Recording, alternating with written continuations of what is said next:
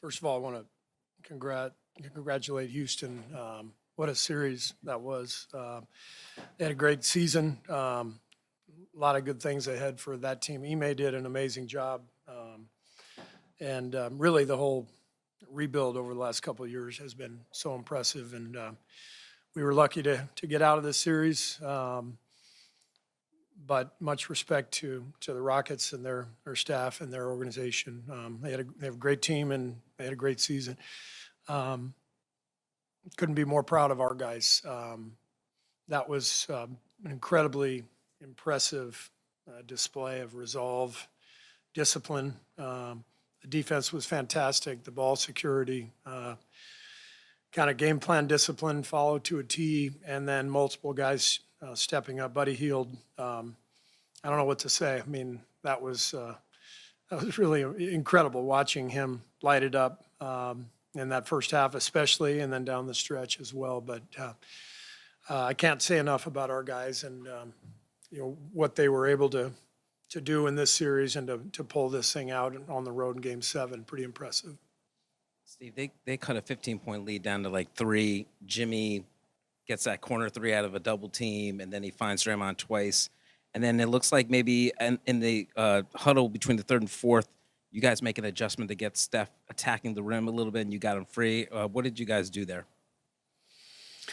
Well, it's always matchup based, and so if you can find an advantage with the personnel they have on the floor, then you try to get Steph in pick and roll with a particular player or two, and I think it just kind of played out that way. The way the game was going, they've done a great job of taking away the Steph Draymond pick and roll all series by putting Fred VanVleet on Draymond and putting their center on one of our wings, and so that was really a great strategic move for them. And I think in the fourth quarter, because of the matchups, we were able to get Draymond back in the pick and roll with Steph a couple of times. I thought Steph was brilliant tonight. I know he got off to a slow start shooting the ball, but the whole key to the game was taking care of the ball, and he managed the game beautifully. And it's just a matter of time before his shot goes in. But the reason we had the 11-point lead at half or whatever it was, 12, was because of the way Steph took care of the ball, got us into our offense, and settled the game down. Steve, you've been through so much with Steph and Draymond. This was their 6th Game 7 together. What can you say about the tone that Draymond set on Şengün and obviously the way that Steph was able to close it out? Draymond set the tone last night at the team meeting.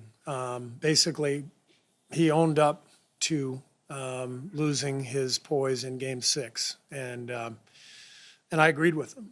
I thought the flagrant foul 4 minutes into the game was a tone setter, and he knew it. And so he talked to the group last night and said, I got to be poised and I have to be better, and we're going to come in here tomorrow and get it done. And I think his emotional stability tonight, just his poise from the start, I thought it set a great tone. Steve, you said last night that you were considering all options for the lineup. How close? I mean, Buddy didn't play that great the last 2 games. How close were you to not starting him? And what about tonight's game? Did he get more space than he's gotten? Or I never wavered on starting Buddy. The lineup that we started tonight has been by far our best 5-man unit in this series, and so I knew I was going to stay with Buddy. And I like the way that group looks. We knew they were going to play a lot of zone. We finally got better spacing against the zone, and we were able to get some good looks. And of course, Buddy, getting hot changed the whole game in the first half.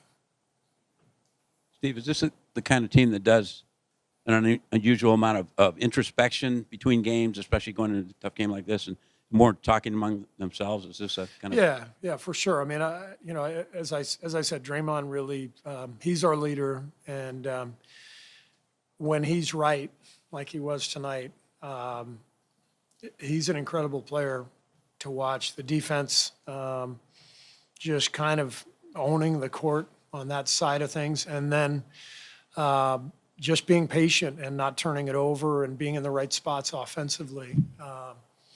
So I think the guys understood after Game 6. We were scattered. We were out of sorts. I didn't do a good job getting them ready. I think we let our guard down, frankly, in Game 6. And so tonight was as good as it gets in terms of focus and the players executing the game plan and just showing resolve for 48 minutes. You mentioned a few times that this was like a difficult series for Draymond offensively because of what they're doing. How much is that mental for him too? When your strategy at that point has to be him to kind of get away from the action, how much do you think that is tough for him to just kind of be out of the fray? Yeah, I mean, like I said, Ime did a great job and his staff of, trying to take Draymond out of things with matchups, with the way they were playing, with zone, and he was definitely flustered, quite a bit throughout the series. And I just thought, today at shoot around last night at the meeting, you could see Draymond. You could see a change in his approach. Basically, admitting like I've lost my poise and it's cost us, and I will be there, to do my job tonight. And I thought he was incredible. Steve, you were able to hold the Rockets to just 18 three-point attempts, and Fred VanVleet only got, I think, 6 shot attempts from distance. Was there any sort of adjustment when it came to making sure the Rockets didn't go off from three? Or? Well, the biggest thing we did was we battled for every 50-50 ball. It seemed like they got all of them last game, and there were so many kick-out threes after loose balls, long rebounds.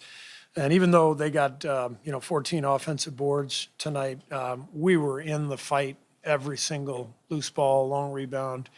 And then after they got the rebound, we were sprinting out to three-point shooters, which we didn't do in Game 6. So I thought that was a crucial part of the game today. Byproduct of playing in a Game 7 and having your season on the line? No question. The Game 7 on the road, if you don't bring it, you're going home, and our guys brought it. Just how would you, big picture, contextualize this series for Steph, what he navigated, the arc of the series, and then the way he was able to finish? The main thing is I'm blown away by Steph's competitive fight. At 37, been doing this forever. Got 4 rings, gold medal, everything he could possibly want in his life, he's got. He has nothing to prove, and yet he's going to come in and try to prove something every single night. It's amazing. Draymond too, Jimmy too, and that's the common theme, the common denominator with all these guys. It's their competitive force, that how much they love to play and compete and win, and the process of going through it and putting themselves on the line. The fact that these guys continue to put themselves on the line year after year after year, it just blows me away. The competitive spirit and energy and love for the game, it's beautiful to watch. You talk about that competitive spirit with them. What about a guy like Buddy, who's known more for his sort of personality in the locker room and keeping things light and all the joking, but obviously to produce the way he did in this setting, there has to be some of that in him too. I thought his defense was tremendous tonight too. One of the keys to the game was Fred VanVleet only got 2 free throws. Fred has just destroyed us the last 3 games. He's had an amazing series. He completely flipped things with his play. Last game we fouled him several times, on his mid-range stuff, pull-ups.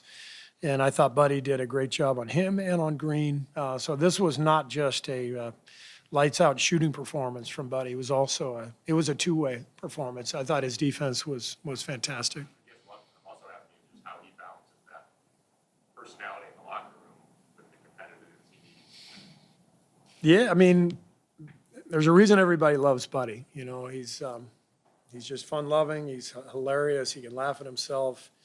But he loves to play basketball, and he loves to work at the game. And, he's one of the best three-point shooters in the league.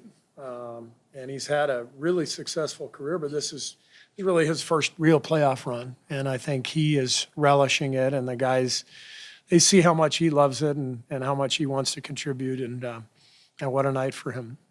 Steve, looking ahead to the second round, what are your thoughts on just the matchup with Minnesota and especially Anthony Edwards? I'm not talking about Minnesota right now. We will talk about them tomorrow.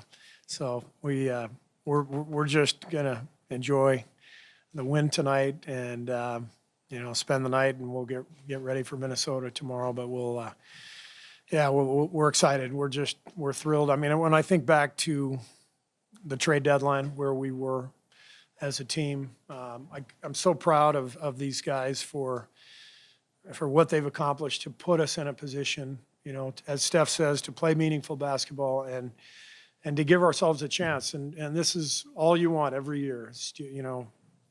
Do you have a chance? And we've got a chance with this group, and they're an amazing group of men to coach and to be with and to collaborate with, and couldn't be more proud.